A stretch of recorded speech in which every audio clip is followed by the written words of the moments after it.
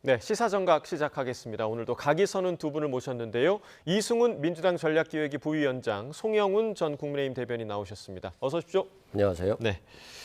자, 국회에서 인사청문회가 나흘째 현재 진행이 되고 있습니다. 오늘은 외교부 조현, 기획재정부 구윤철, 산업통상자원부 김정관 장관 후보자에 대한 인사청문회가 진행이 되고 있는데 일단은 가장 주목을 받고 있는 인물들 바로 이미 청문회가 진행이 됐습니다. 이진숙, 강선우 후보자가 아닐까 싶은데 먼저 어제 진행이 됐었죠. 이진숙 후보자 청문회 좀 어떻게 지켜보셨습니까?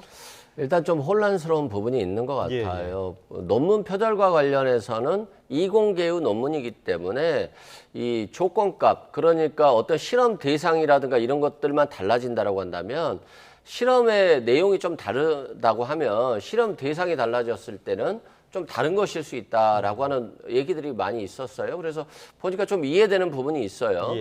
그런데 또 다른 면에서 보면 자녀 유학 문제로 딸 두 분이 다 유학을 갔는데 이게 교육부 장관으로서 맞는가라고 하는 좀 고민에 대해서는 또 좀 일리가 있는 것 같고 또 전문성 부분에 있어서 아무래도 대학 교수 출신이고 총장 출신이기 때문에 대학 교육에 대해서는 잘 알지만 초중고 교육에 대해서는 조금 전문성이 떨어진 거 아니냐라고 하는 비판이 있는데 또 반면에 대학 교수를 뽑으면 초중고를 잘 모르고 초중고 또 교사 출신이라든가 교육감 출신을 뽑으면 대학을 잘 모른다. 이런 비판들이 있기 때문에 어느 정도는 좀 이해가 되고 또 좀 어느 정도로 부족한 부분이 있어서 실은 민주당 내에서도 좀 고민들이 많아지는 것 같습니다. 그러니까 다소 아쉬운 부분이 있던 것 같다라고 지금 표현을 해주셨고 송 대변인께서는 좀 어떻게 보셨습니까? 총평을 말씀드리면은 짧은 세 문장으로 요약할 수 있을 것 같습니다. 강선 후보자 못지않게 결격이다. 변명을 납득하기 어렵다. 그리고 기본적인 준비가 안 돼 있다. 어제 이제 이진숙 후보자 같은 경우에 본인의 표절률에 대한 항변이 좀 있었죠. 그러면서 이 카피킬러라고 하는 프로그램을 믿을 수 없다는 취지로 이야기를 했습니다. 그런데 그 프로그램은 논문 표절이나 리포트 표절 같은 것을 가려내기 위해서 널리 사용하고 있는 프로그램입니다. 그리고 어떤 조건을 다르게 줬을 때 표절률이 다르게 나올 수 있다면 이진숙 후보자는 본인 측에서는 그것을 어떤 조건으로 조사를 했을 적에 어떤 결과가 나왔는지 구체적으로 소명을 하면서 항변을 해야 되겠죠. 그런 부분이 거의 보이지 않았고 그리고 무엇보다도 이 범학계 국민검증단이라고 하는 단체 11개 단체가 소속되어 있는 것 아니겠습니까? 보수도 아니고 진보도 아닌 곳입니다. 그런 곳에서 52%, 56% 이런 표절률을 제시했을 적에는 그것은 객관적인 데이터라고 봐야 되겠죠. 그런 점에서 이진숙 후보자의 변명이 사뭇 납득하기 어려웠다 이런 말씀을 드릴 수 있겠습니다. 네, 그러니까 이제 교육부 장관으로서의 직무에 적합한가 이 부분도 좀 중요할 것 같은데 사실 논란이 된 부분에 대한 답변은 좀 많이 준비해온 듯한 그런 느낌이었는데 사실상 교육부 현안과 관련한 질문에서 답변을 못하는 부분들이 좀 있어서 여권의 의원들에서도 좀 답답하다 이런 반응들이 좀 나왔던 것 같거든요. 저도 실은 이번 청문회 과정에서 국민의힘에게 아니 도덕성만 왜 검증하냐. 실은 전문성이 더 중요한 거다. 근데 도덕성 가지고 자꾸 흔들려고 하면 이게 그렇게 국민들께 먹히지 않을 것이다. 이런 표현을 한 적이 있었는데 어제 좀 전문성 부분에 있어서 좀 부족함을 느껴졌어요. 예를 들어서 특목고라든가 자사고가 필요하냐라고 했을 때 그 결정은 이제 교육부 장관이 된 이후에 해야 되겠습니다만 여기에 대해서 어떤 자신의 개인적인 철학이라든가 생각들이 좀 나오면서 다만 그 결론은 교육부 장관이 된 이후에 국민의 눈높이라든가 또 교육 정책이 굉장히 한 100년을 내다보고 해야 되는 것이기 때문에 이러이러한 것 때문에 지금 결론을 말하기는 좀 어렵다라고 해야 되는 것인데 나중에 발언하겠습니다라고 해서 실상 이런 것에 대한 견해를 좀 밝히지 못했어요. 그래서 저도 좀 시청자 입장에서 보면 좀 답답한 부분이 있었다라고 말씀드리고 마찬가지로 국민들도 좀 답답했을 것 같은데 이 부분을 이제 대통령실에서 어떻게 판단할지는 조금 지켜봐야 될 것 같습니다. 자, 그리고 이제 어제 진행됐던 청문회 중 하나가 바로 김영훈 고용노동부 장관 후보자였습니다. 그런데 국민의힘에서는 사실 이전까지는 무자격 5적이었는데 지금 6적이 됐습니다. 그러니까 김 후보자까지 포함을 해서. 근데 어제 청문회가 여러 이제 종북 논란이 빚어진 청문회라서 너무 국민의힘에서는 색깔론에 치중한 거 아니냐 이런 시각도 있거든요. 이건 어떻게 보세요? 그런 부분을 애초부터 집중하려고 그렇게 됐었던 건 아닐 겁니다. 그런데 김영훈 후보자가 어쨌든 김정일 위원장 사망 당시에 북한에 가서 조문하려고 했던 것 자체, 그리고 그것이 그동안의 민주노총이 뭐 천안함이라든가 혹은 뭐 연평도 포격이라든가 이런 것에 관해서 취해왔던 스탠스, 그리고 김영훈 후보자 본인의 답변, 이런 것들과 총체적으로 맞물리면서 어제 인사청문회 과정에서 대단히 휘발성을 보여준 것 아니겠습니까? 그런데 물론 말씀하신 부분의 취지에 저도 일부 공감은 합니다. 그런 부분뿐만 아니라 사실은 김영훈 후보자가 그동안에 민주노총 위원장으로 있었을 당시에 민주노총이 어떤 플랫폼 노동과 같은 문제에 대해서 다소간 소극적이었던 부분, 그리고 더 나아가서 노란봉투법 같은 아젠다가 실질적으로는 근로자와 사용자 간의 문제가 아니라 근로자와 근로자 간의 문제로 귀결된다는 것, 이런 점을 좀 더 정책적인 측면에서 폭넓게 보여줬으면 좋았을 것이라는 생각이 저도 들긴 합니다. 그러나 어쨌든 김영훈 후보자가 과거 김정일 위원장 사망 당시에 조문하려고 했던 시도, 이런 것에 대해서 깔끔하게 해명하지는 못했다는 생각이 들고, 그런 점에서 여러모로 그 개운치 못한 뒷맛을 남겼다, 이렇게 평가할 수 있겠습니다. 김영훈 후보자 청문회 어떻게 보셨습니까? 아니 근데 뭐 조문을 왜 갔냐, 이게 해명이 필요한 겁니까? 당연히 통일 문제를 위해서 조문을 갈 수 있죠. 이게 노동부 장관과 무슨 상관이 있어요? 이건 완전히 색깔론이고, 아니 노동관에 대해서 물어보고 노동의 가치, 노사 간의 관계를 어떻게 해야 되느냐의 문제지, 어떻게 뭐 대북관을 물어보는 건 좀 황당하죠. 그래서 좀 너무 잘못된 지적이었고, 북한의 주적 문제는 통일부 장관을 상대로 물어봤잖아요. 근데 노동부 장관으로 왜 물어봐야 되는 것인지 이해가 안 된다라고 말씀드리고, 뭐 예를 들어서 노동관계법이라든가 노동자 출신이기 때문에 기업보다는 노동자에 너무 의존하는 거 아니냐라든가 노란봉투법을 어떻게 할 것인가라고 하는 노동의 가치를 좀 물어볼 수 있어요. 그런데 너무 정략적이고 대북관 위주의 질문이어서 저는 국민의힘이 이 부분에 있어서는 준비도 잘못됐고 방향도 아주 잘못 잡았다라고 말씀드립니다. 네, 자 지금까지 이제 뭐 내일까지 청문회가 또 진행이 되는데 그동안 논란이 일었던 후보자들을 어떻게 할 것인가, 여권과 대통령실의 고심이 지금 깊어지는 상황으로 전해지고 있는데요. 이러한 가운데서 국민의힘 송원석 원내대표 대통령에게 면담을 요구하고 나섰습니다. 그 목소리를 들어보겠습니다. 여러 전 사안들이 있기 때문에 청문회 과정에서도 문제 제기를 했고, 그래서 그런 부분들과 국민 여론, 국민의 눈높이를 당사자와 또 인사권자 이런 분들이 깊게 고민할 필요가 있다, 그런 생각합니다. 이진수 후보자께서 대통령님께 그만 부담을 주셨으면 자진사퇴하는 게 맞다. 그런 생각 가지고 있습니다. 검정잣대 1순위가 도덕성과 능력이 아니라 충성심과 본이라고 생각하는 것 같습니다. 절대 권력의 독선과 오만이 모든 문제의 원인입니다. 이런 인사들을 추천하고도 대통령님의 눈이 너무 높다는 아부가 주변에 넘쳐나니까 대통령의 눈과 귀를 가로막고 있는 것입니다. 저는 무자격 육적의 거취를 비롯한 인사검증 시스템의 개선을 위해서 대통령 면담을 요구하는 바입니다. 자, 일단 이렇게 면담 요청을 했고 면담에서 어떤 얘기를 하겠다는 걸까요? 제가 송원석 비대위원장이라면요, 이재명 대통령을 만나서 이재명 대통령이 과거에 했던 명언을 하나 상기시켜 드릴 것 같습니다. 2017년 2월 16일에 당시 이제 민주당 경선 레이스 과정에서 이재명 대통령이 무려 관훈클럽 토론회에서 했던 명언이 있습니다. 가깝다고 한 자리씩 주면 최순실 된다. 지금 강선 후보자 같은 경우에 이재명 대통령으로서는 여러모로 장관으로 지명하고 싶은 마음이 있었을 겁니다. 대표적으로 2023년 당대표 시절의 단식 과정에서 강선 후보자가 이재명 당시 대표의 이불을 덮어주면서 아주 살뜰하게 챙겨주는 장면 우리 국민들께서 많이 보셨을 겁니다. 그런데 그렇다고 해서 지금 장관으로 임명할 수는 없는 객관적인 상황이 되지 않았습니까? 갑질 논란이 이미 덮어줄래야 덮어줄 수가 없을 정도로 크게 불거졌고, 그리고 여기에 더해서 이제는 거짓말 문제, 그리고 또 자료를 은폐하려고 했던 것이 아닌가 하는 논란까지 덧붙여진 상태입니다. 그러면은 지명처리를 하는 것이 맞죠. 그럼에도 불구하고 임명을 강행한다면 가깝다고 한 자리씩 주면 최순실 된다라고 하는 그 본인의 말이 이제는 부메랑처럼 돌아오게 되는 겁니다. 나아가서 이진숙 후보자 같은 경우도 앞서 저희가 그 기본적인 자질에 관한 말씀을 잠깐 나눴는데 어제 그 청문회 자리에서 포스트잇이 붙어 있었던 것을 가지고 국민의힘 의원이 지적한 장면이 있었습니다. 예. 그 인사청문단에서 모르시는 것은 잘 알고 있다고 답변하십시오. 뭐 잘 알고 있다고 대답하고 답변은 하지 마십시오. 또 곤란한 질문에는 확답을 피하고 시간을 가지십시오. 동문서답하십시오. 이런 포스트잇을 붙여놓고 있다고 항의하는 장면이 있었어요. 예. 이건 인사청문단에서 보기에도 얼마나 준비가 안 된 후보자면은 그렇게까지 했겠습니까? 그러니까 이 두 분은 즉각적으로 지명 처리를 하는 것이 맞다라는 말씀을 덧붙여서 드립니다. 네. 여기 한 말씀 드리면 이재명 대통령이 뭐 가깝다고 추천한 건 아니고요. 강선우 의원 같은 경우는 과거 국회의원 과정에 있어서 많은 실력들을 검증을 했어요. 그래서 실력은 충분하다라고 보는데 실은 도덕성 검증이라고 하는 것은 사실상 어렵잖아요.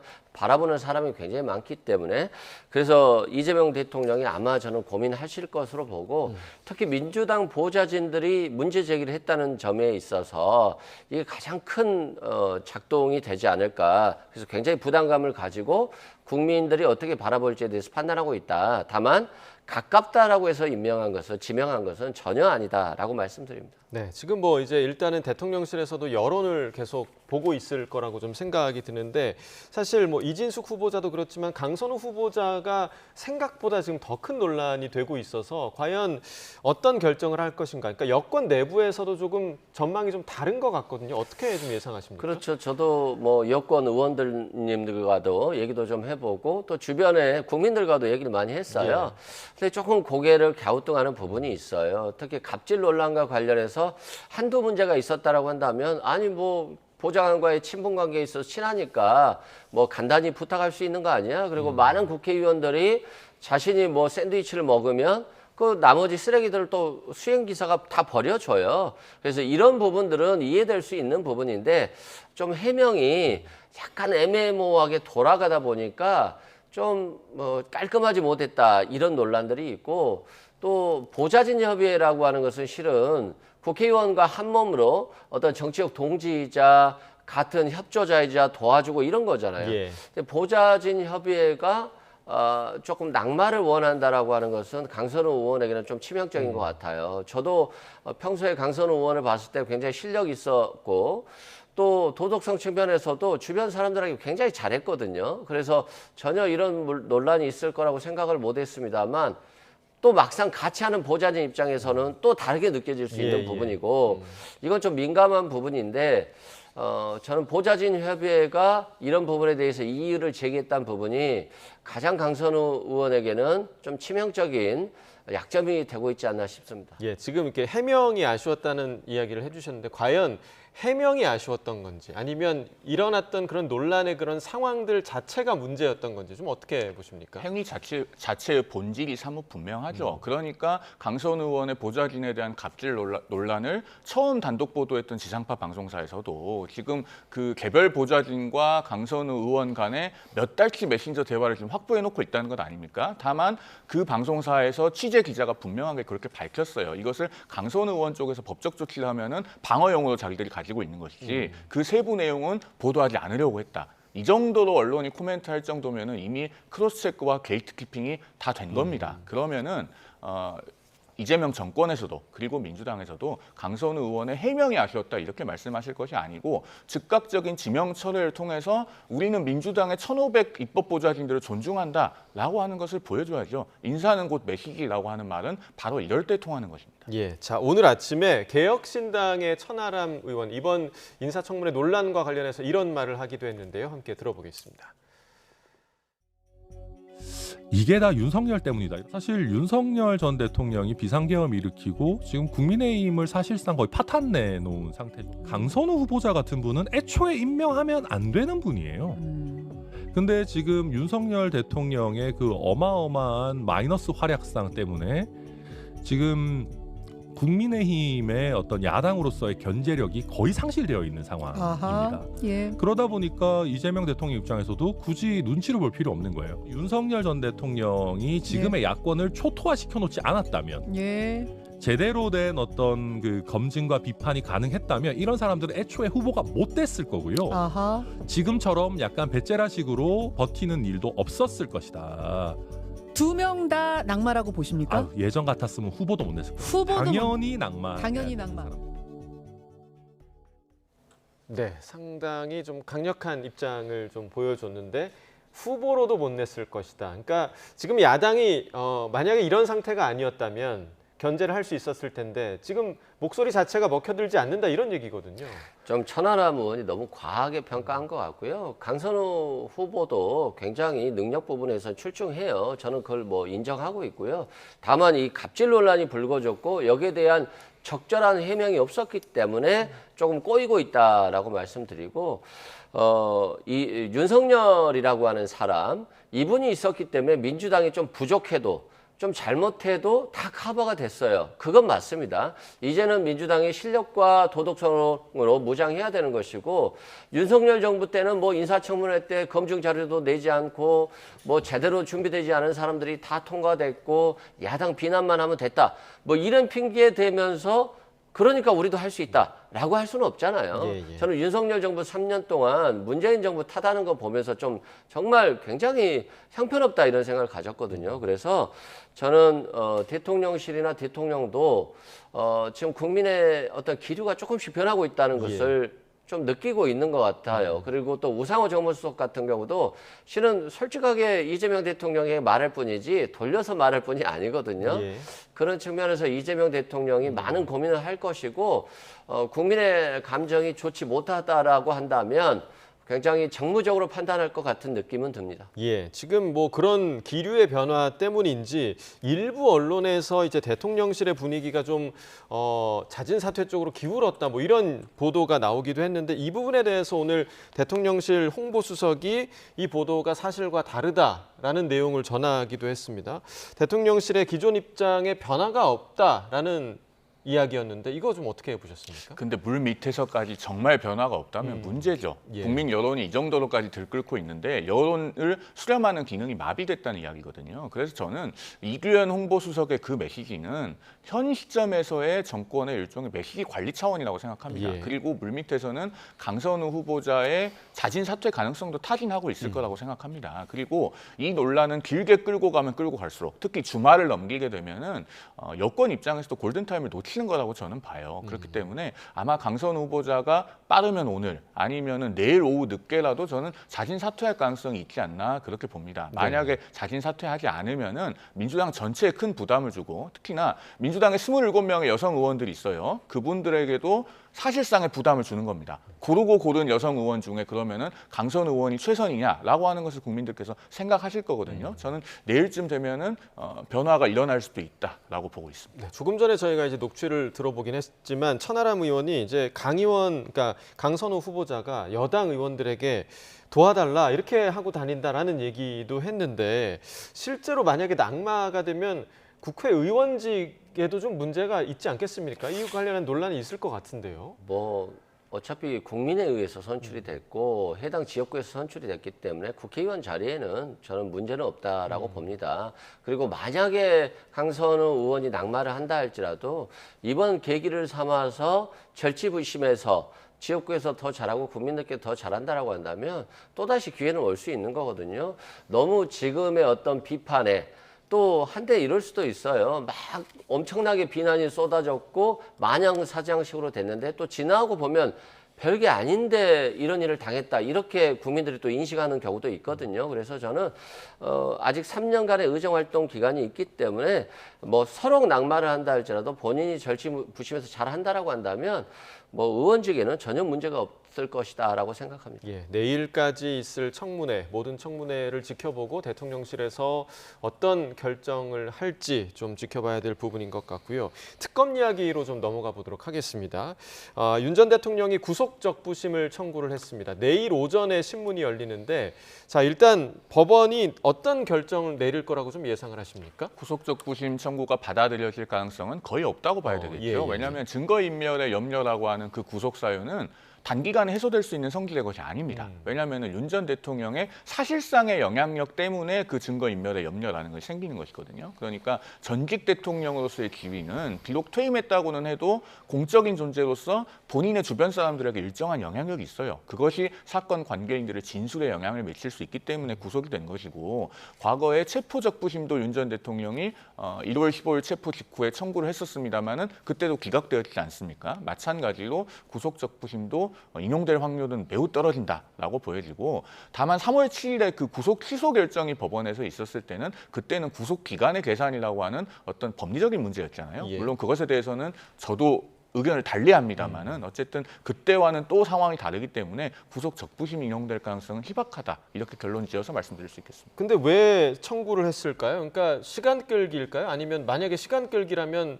시간을 끌어서 이득을 볼 게 있습니까? 윤 전 대통령의 법적 대응 패턴은 대단히 일관됩니다. 그 공수처에서 체포영장이 처음 나왔을 때도 체포영장에 대한 이의 신청이라고 하는 법에도 없는 제도를 만들다시피 해서 신청을 해서 이의를 제기하지 않았습니까? 그리고 체포되니까 체포적부심 청구하고 구속되니까 구속기소 청구하고 이렇게 할 수 있는 것은 다 해보는 스타일이에요. 그렇기 때문에 지금도 구속된 상황에서 이제 구속기간의 계산과 같은 문제는 없으니까 구속취소 청구는 하지 못하는 대신에 구속 적부심을 청구했지만 역시나 받아들여지기에는 대단히 어렵다고 보는 것입니다. 네, 이번에 사실 그 윤 전 대통령이 모스탄 전 대사를 접견하려다가 내란 특검에서 지금 접견을 금지를 시켰잖아요. 그래서 이제 이 만남이 불발이 됐는데, 이 시점에 굳이 우리나라 입국을 해서 윤 전 대통령과 만나려고 했던 이유, 그리고 모스탄이라는 사람은 어떤 사람입니까? 그러니까요, 한국계 교수였더라고요. 예. 근데 부정선거 음모론자고요. 굉장히 부정선거 때문에 뭔가 정권이 바뀌었다라고 하는 것을 주창하는 사람이에요. 그럼 대한민국에 부정선거가 없는데 이분이 와서 대한민국에 부정선거가 있었고 그래서 정권이 바뀐 거다.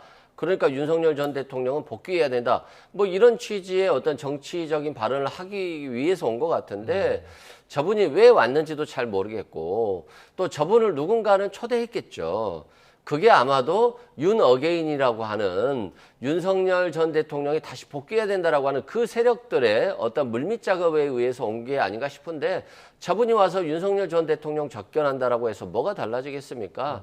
국민들은 다 부정선거를 믿지 않고 있는데 저분이 왔다라고 한다면 그나마도 있지도 않은 대통령의 권위가 완전히 그냥 뭐 이상한 사람 취급 당하는 것이거든요. 그래서 저분이 온 것도 저는 이해가 안 되고, 구속적부심 청구도 마찬가지인 거예요. 뭐 수사받으러는 안 가면서 민주주의와 법치주의는 무시하면서 일단 감옥에 있는 것이 힘드니까 나오고 싶겠다라고 하는 강력한 의지의 표현인 거 아닌가 싶은데, 대한민국의 민주화 법치가 그렇게 쉽게 무너지지 않거든요. 그런 측면에서 윤석열 전 대통령이나 모스탄 이분이 왜 이렇게 같이 만나려고 하는 건지 저는 상식적으로 이해가 안 갑니다. 예, 이 모스탄 전 대사의 등장, 그리고 지금 뭐 이제 분열이 계속되고 있는 국민의힘 내부의 분위기와 좀 무관치 않아 보이는 그런 생각이 좀 듭니다. 그러니까 국민의힘에서 혁신위를 띄우면서 이 윤희숙 혁신위원장이 어제 실명을 거론하면서 거취를 밝혀라라는 초강수를 두기도 했는데, 자, 이 내용 좀 들어보시고 계속해서 좀 이야기 이어나가도록 하겠습니다. 윤희숙 혁신위원장의 이야기를 들어보겠습니다. 과거와의 단절에 저항하고 당을 탄핵의 바다에 밀어넣고 있는 나경원, 윤상현, 장동혁 의원, 송원석 대표는 스스로 거취를 밝히십시오. 국회의원 전원은 개파활동 금지 원칙에 서약서를 제출하십시오. 혁신위가 당의 역량 강화를 위한 혁신을 위한 충정으로 모든 일이 있었을 것이다 라고 생각을 합니다. 절차적으로 볼 때 혁신 방안은 혁신위 내에서 충분한 수기 과정을 거쳐서 혁신위에서 의결을 하면 그 다음에 비대위에 보고가 되고, 비대위에서 최종적으로 우리 당의 혁신 방안이 확정이 되는 그런 과정을 거치게 되어 있습니다. 합리적 보수를 지향하는 이 지금 국민의힘의 변화와 쇄신에 뜻을 같이 할 수 없는 그런 내용이니까, 오히려 자신의 정치적 소신 철학을 가지고 자신이 원하는 그런 정치 세력들과 함께 하라는 그런 이야기입니다. 탈당을 사실상 요구한 것으로 보시는 거예요. 뭐 그렇게 뭐 봐도 저는 큰 무리는 아니라고 봐요. 네, 그러니까 콕 집은 4명의 의원, 나경원, 윤상현, 장동혁 의원 그리고 송원석 비대위원장까지 거취를 밝혀라라고 얘기를 했고요. 그리고 지금 당내 개파 갈등 관련해서도 좀 쓴소리를 계속하고 있는 것 같거든요. 그렇습니다. 일단은 윤희숙 혁신위원장이 4명의 현역 의원을 특정을 해서 인적쇄신의 대상으로 지목을 한 것은 인적쇄신을 공론화한다는 차원에서 의미는 있다고 생각이 돼요. 예. 그러니까 앞서 8대 사건을 윤희숙 위원장이 언급했을 때는 이른바 8대 사건이라고 하는 것은 전부 다 같은 동렬에 묶을 수 없는 경중에 차이가 많이 나는 사건들이 뒤섞여 있기 때문에 자칫 잘못하면 모두의 책임이다. 이런 결론으로 흘러갈 수도 있었는데 어쨌든 인적쇄신을 공론화한 것은 의미가 있다고 생각합니다. 예. 다만 한 두어 가지 정도 짚어볼 부분이 있는데 첫 번째로는 그 기준에 대해서 당내에서 보편적으로 납득할 수 있느냐 하는 부분입니다. 즉 권영세 전 비대위원장이나 권성동 전 원내대표와 같이 지난 반년 동안 민심과 현저하게 거리가 있는 노선에 대해서 큰 책임이 있는 분들은 빠졌잖아요. 그러면은 그런 분들은 왜 빠졌냐에 대한 당내의 논의가 있을 거예요. 예. 그러니까 뭔가 일관된 기준을 정립해야지만 이 인적쇄신이 힘을 받을 수 있다라는 말씀을 드리고 싶고 그다음에 두 번째로 윤희숙 위원장이 언더 73, 언더 찐윤 등 예, 예. 당원이 금지하는 불법 개파 조직이 아직도 언론에 오르내리고 있다. 이렇게 말씀하셨는데 저도 언더 73의 일원으로서 졸지에 불법 개파 활동을 하는 사람이 되어서 예. 좀 당혹스럽습니다. 그런데 윤희숙 위원장이요. 소위 친한이라는 개파는 지금 언더 73이라는 명찰을 달고 버젓이 개파 이익을 추구하고 있다. 이렇게 말씀하셨는데 친한계와 언더 73은 동의어가 아니에요. 친한계는 국회의원 한 20명 정도 있는 것이고 예. 언더 73은 73년생 이후 출생의 주로 원외가 대다수인 소장파들이 모여서 당의 미래를 고민하기 위한 그런 친목 모임입니다. 그리고 더 나아가서요. 윤희숙 위원장도 오늘 아침 SNS에 이런 말씀을 하셨더라고요. 중진들께서 아름답게 책임지는 모습을 보여주시기를 간절히 부탁드린다. 그 모습이 나라와 당을 살리고 젊은 후배들이 정치를 계속 이어갈 수 있도록 길을 열게 될 것이다. 이렇게 말씀하셨거든요. 그러면 본인부터 중진들과 젊은 후배들은 다르다는 걸 인정하고 계세요. 중진들은 책임지셔야 될 분들이고 젊은 후배들은 앞으로 정치를 계속 해나가야 될 존재들입니다. 예. 그렇기 때문에 언더 73과 언더 찐유는 그 힘이 전혀 같지도 않을 뿐더러 이것을 동렬에 묶어서 말씀하시면 안 된다라는 말씀을 좀 드리겠습니다. 지금 새로운 용어들이 계속 나오고 있고요. 또 나온 게 친길계라는 표현까지 나왔습니다. 그러니까 전한길 씨가 국민의힘 입당했다는 소식이 전해졌는데 이렇게 되면 지금 국민의힘이 혁신의 길이 아니라 도로 극우의 길로 가는 거 아니냐 이런 비판이 나올 수밖에 없을 것 같은데 마지막으로 좀 의견을 좀 주시죠. 영탁 씨의 그 노래 제목이 생각나더라고요. 네가 왜 거기서 나와? 도대체 전한길 씨가 왜 거기서 나오죠? 예. 국민의힘에서 신우파의 길을 찾는데 전한길에서 찾으면 어떻게 되는 겁니까? 좀 황당하다 생각되고요. 이분은 윤 어게인을 외치잖아요. 이미 구속돼 있는 전직 대통령을 뭐 어떻게 대통령으로 다시 모시겠습니까? 그리고 왜 국민의힘의 지지율이 20% 밑으로 가냐고 그랬더니 윤석열 대통령과 절연해서 그렇다는 거잖아요. 그럼 본인도 교도소로 가야 되는 상황인 거잖아요. 그래서 좀 황당하다. 그리고 지금 부정선거를 아직도 얘기하고 있어요. 지금 부정선거가 대한민국에 어디 있습니까? 그래서 좀 황당하고요. 윤희숙 의원이 열심히 하려고 하는 건 알겠어요. 그런데 아무도 받아주지 않았는데 본인 혼자 하는 것 같아서 그리고 아니 친윤계도 비판하고 친한계도 비판하면 더 이상 남는 게 어디 있습니까? 다 비판하면 자기 혼자 정치해야 되기 때문에 좀 해법이 좀 잘못됐다. 총구를 한쪽으로 돌려야 된다라고 말씀드리고 언더 74에 대해서 비판을 했다라고 하는데 73인가요? 언더 73 중에 국회의원 국민의힘 한 서너 명밖에 없을 거예요. 그만큼 젊은 층의 국회의원들이 없어요. 이게 구조적인 문제인데 언더 73을 좀 챙겨야 되지 않겠습니까? 그리고 수도권 국회의원들이 또 없어요. 다 TK 자민련화되고 있고요. 지금 과거 국민의힘의 주축이었던 분들이 7080이 되셨어요.